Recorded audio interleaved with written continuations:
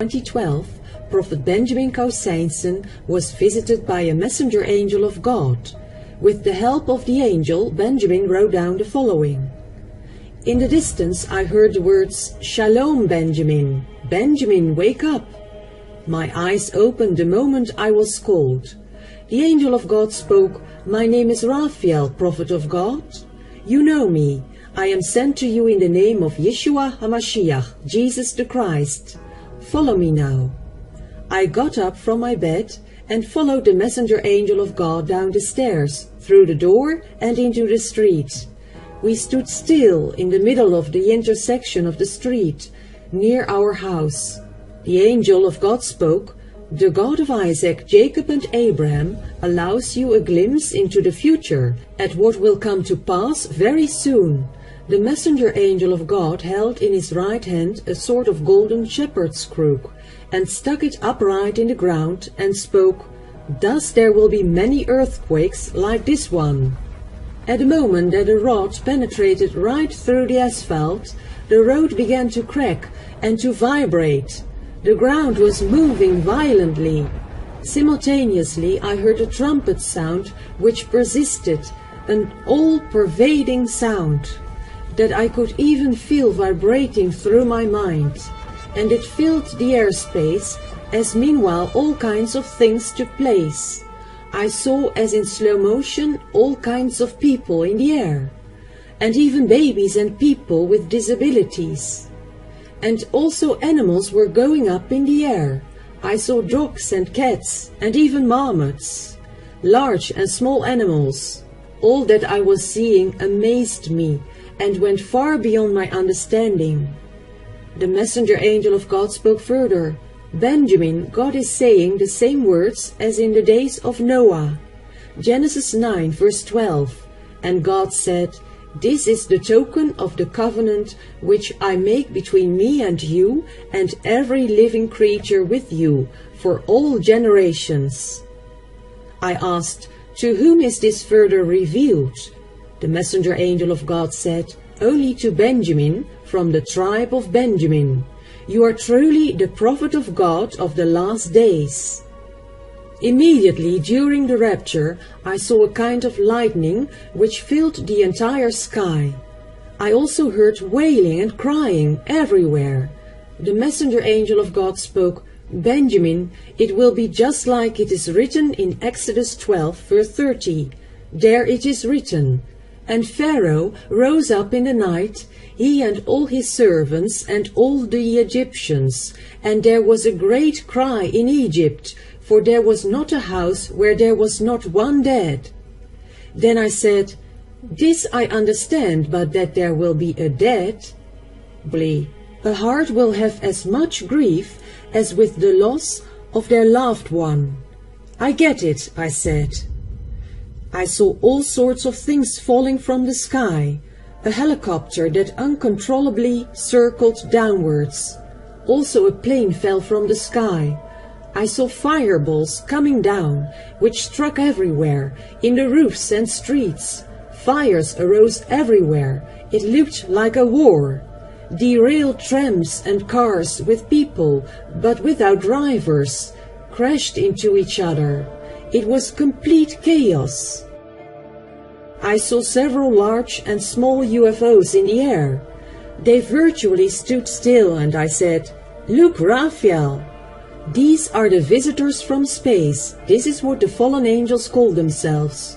I was shocked by rocky stones that fell from the sky. Some were on fire and others were not. They were slightly larger than a football and struck everywhere and caused fire. I also saw all kinds of strange satellites falling from the sky. The messenger angel spoke further and said, "Benjamin, fear not, this must yet come to pass." I also felt a kind of magnetic pressure, as if everything was magnetic, as if I was pushed to all sides by some sort of air pressure.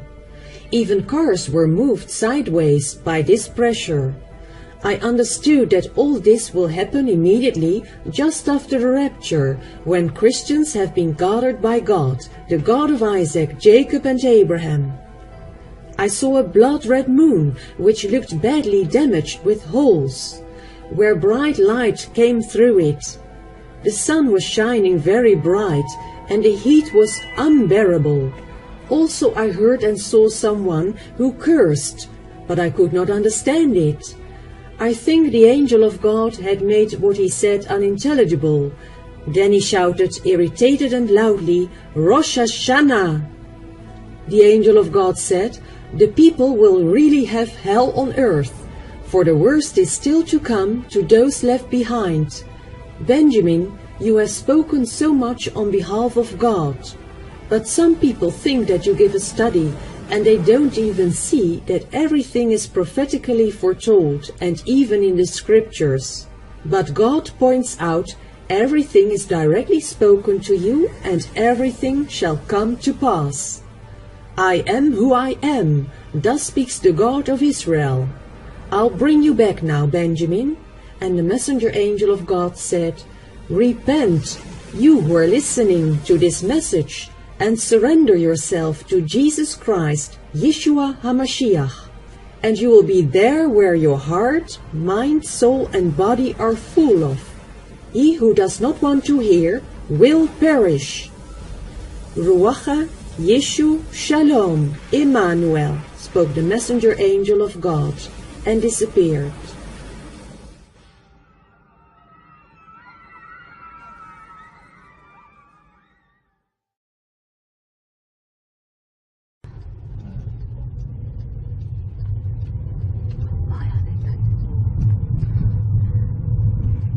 Lord, please protect us.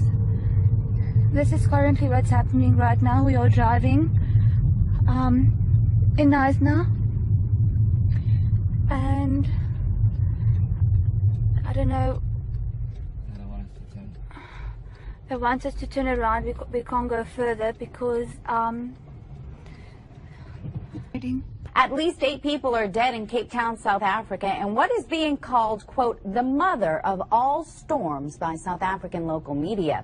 4 of the victims died in a fire that was caused by lightning, and authorities reported thousands have been evacuated as winds fanned fires and flash flooding hit neighborhoods hard. The rain did bring some relief to the region where drought has been intense. And check this out. High waves churned up sea foam along Cape Town's waterfront. Psalm 107:33 and 34. He turns rivers into a wilderness, and the water springs into dry ground, a fruitful land into barrenness, for the wickedness of those who dwell in it.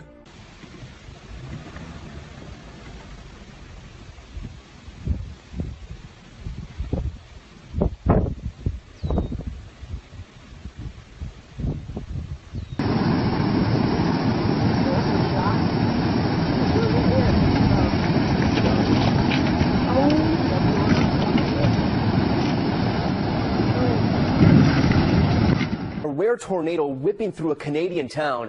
Take a look at this time-lapse footage capturing the tornado north of Calgary. No one was injured and damage was contained to one rural property.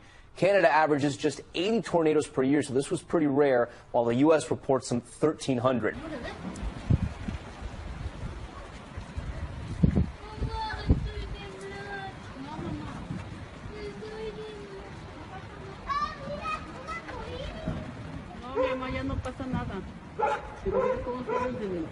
Miren el iris.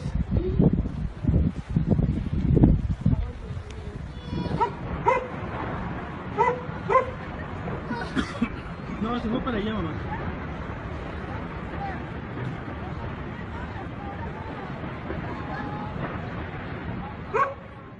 As the world continues to spin out of control, we can no longer afford to ignore the truth. Almighty God, the creator of heaven, earth, and all things, is trying to get our attention.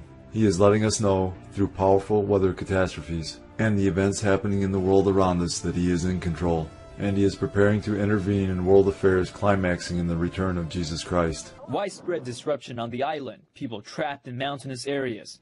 Heavy rain, which began on Friday, continues to inundate Taiwan, with precipitation in some areas reaching 600 millimeters. Thousands of people had to be relocated to temporary shelters. Countless homes have been left without power and water. Hundreds of flights were canceled or delayed, and schools were closed. The losses in the agriculture industry have already reached $660,000, leading the price of vegetables to rise 30%. It's predicted to rise even more. One woman and her grandchild were trapped in the heavy rain. In just a few minutes, the water level rose waist high. Despite holding her grandchild tightly, the two of them couldn't stand still and fell into the water stream. Luckily, a rescue team arrived in time. A torrential rain warning has been issued for Luckily, the southwestern airstream is likely to leave on Sunday. But I do want to know what's coming. I used to search for new Nibiru videos every week till I gave up. It was always the same old videos copied or renamed. Are videos with misleading titles and photos offering no proof. Since videos on Nibiru are so disappointing, I decided to make my first documentary video. All you need to know about Nibiru in 10 minutes, 18 months ago. Actually, that is what started the channel you're watching now. Since I am not a scientist nor an alien, there is nothing my video can offer that you cannot find with a thorough web search. However, before my research, if you would have asked me then if I think there is really a planet X, I would have said no. But if you ask me now, my answer will be yes. I believe there is a Nibiru in our solar system. Let me show you why. Originally, I didn't see how a huge planet, 4 times the size of Jupiter, can exist in our solar system without us knowing. But that is before I learned about TNO. Before I did extensive research on ancient prophecies, which, believe it or not, collaborated somehow. Let me put it this way. You may not recognize Nibiru when it comes, and the visit may be different from what you expected. But believe me, there is a Nibiru out there in our solar system. For people who are new to this Planet X Nibiru theory, 3,600-year orbit. It is called the Destroyer Planet, as when it comes, it will bring destruction and possibly the Doomsday. Wait, if Doomsday comes every 3,600 years, how come we're still here? Think about it this way. Many comets pass by our sun regularly. How many of them hit planets? The last and only one I remember was the Shoemaker-Levy 9 hitting Jupiter in July 1994. So maybe Nibiru's last flyby was harmless last time. But we may not be likely so lucky next time? Before jumping to any conclusions we cannot sustain, let me bring you another popular Nibiru theory. The planet Nibiru of Nemesis. Nemesis is supposedly our sun's brown dwarf twin. The theory was first introduced in 1984, largely based on the Earth's mass extension 26 million years cycle. An evil twin 1.5 light years away, hidden beyond the Oort cloud, would be a perfect suspect. If Nibiru is a planet of Nemesis, it could explain how its occupants survived 3,600 years without a sun.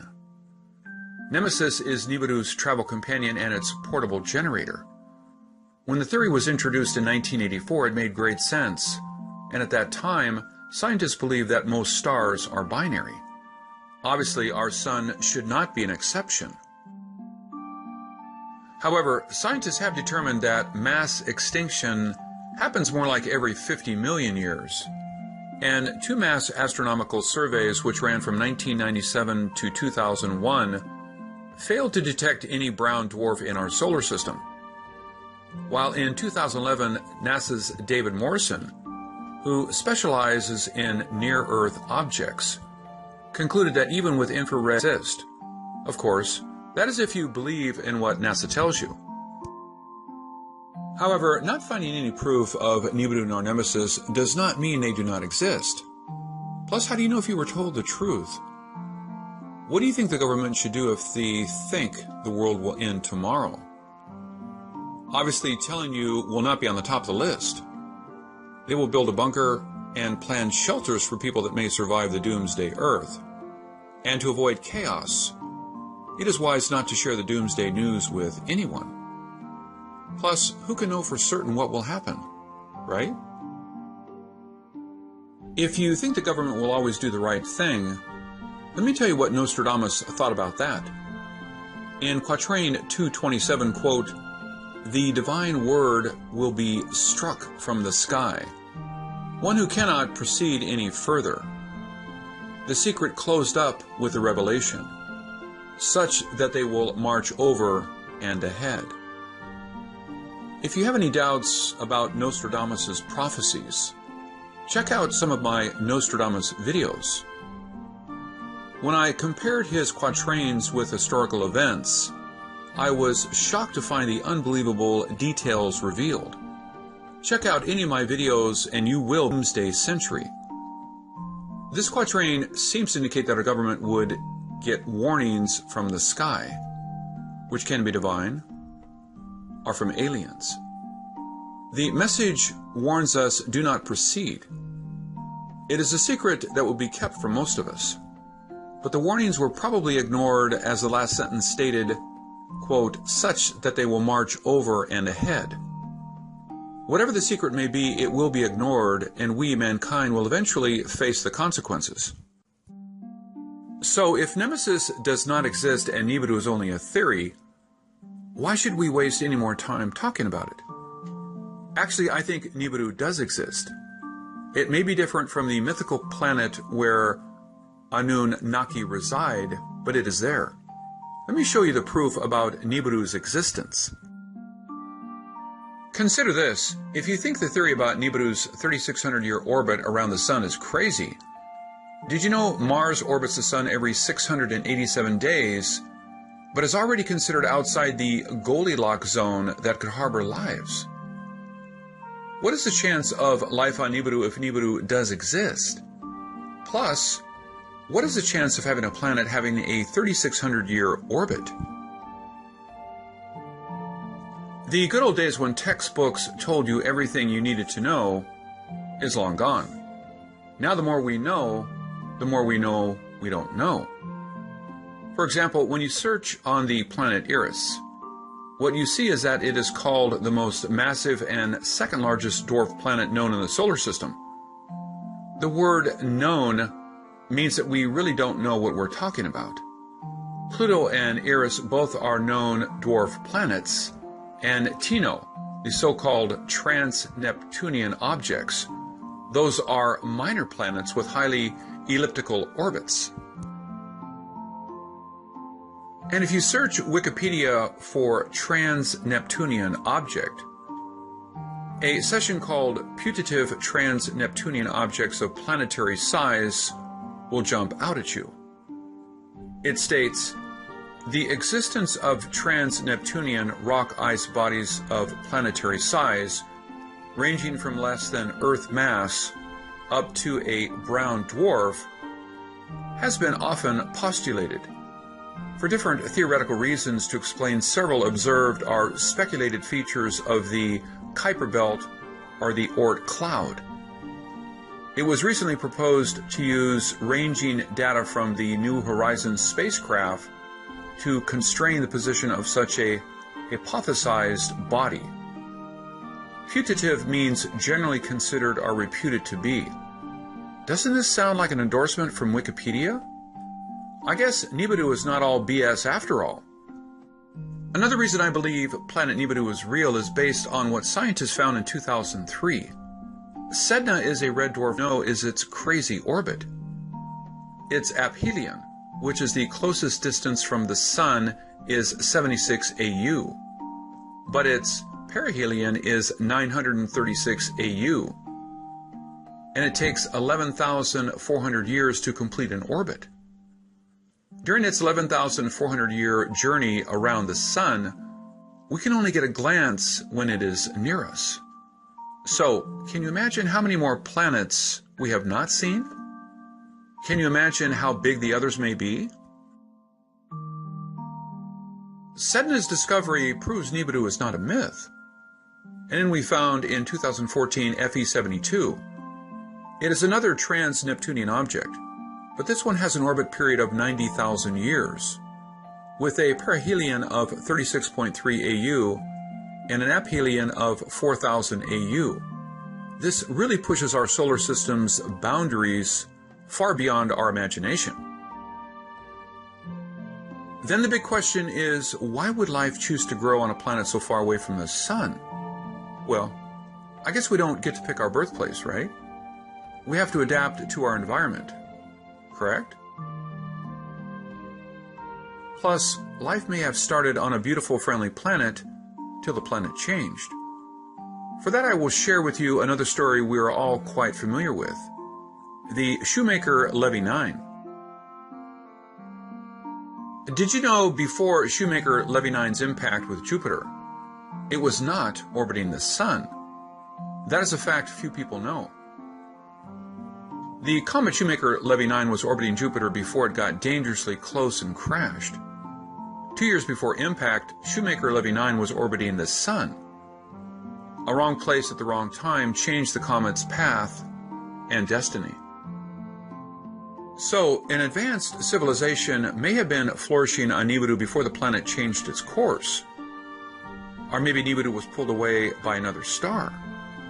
Maybe it is our Sun's binary twin. Its advanced technology made it possible to cope with whatever harsh environment, and its residents refused to leave home. Scientists feel the chance of our Sun having a twin star is slim. But what gravity forces keep these minor planets circling our Sun and something else on these elliptical orbits? There must be another massive body on the other end. Remember, we can only see them when they are close to us. Can you imagine how many more are out there that we have not seen? If the Earth has survived till today, why should we worry? Even if there are 1 million Nibirus out there, they probably won't come closer than Pluto, right? That may be right, but since we know so little, we have to rely on people who know more, and that is the problem. We have found so many new planets and new stars. Who will know what the next discovery may be? This is Ken Peters. Thank you for watching.